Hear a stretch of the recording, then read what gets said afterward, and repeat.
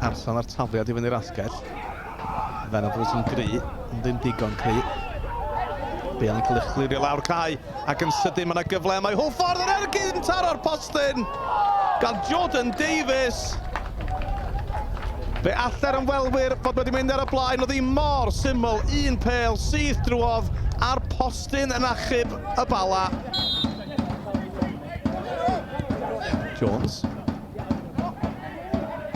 Yn uniongyrchol dros ben y cefnwr. Nawr dyma yna gyfle i Jack Wilson. Roi Hwlffordd ar y blaen.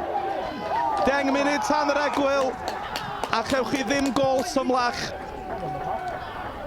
Pas letraws odido gan Henry Jones. Arson yn cael ei ddal o dan y bêl. A Wilson yn gorffen yn dwt.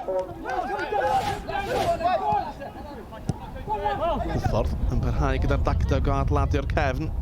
Ond yn colli'r meddiant y tro hwn, a Venables bron yn glir o Jazz Richards yn methu. Mendes yn creu 2 lathen am yr ergyd, ond mi'n cael ei harbedd yn dda gan Lewis Bras.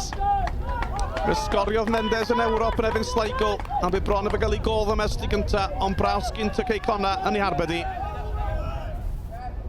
7 munud i'w weddill, y tafliad hir yn cael ei glirio gan Kay.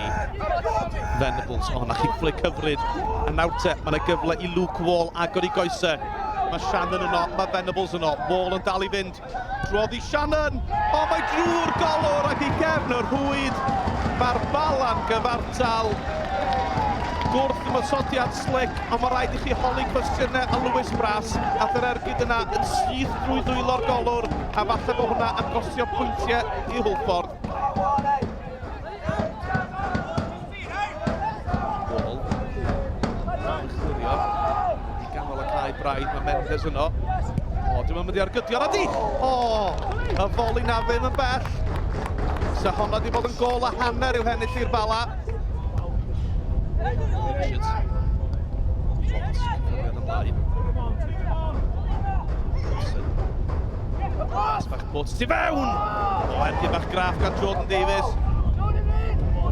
A Hwlffordd yn curo'r drws yn y munudau ola yma.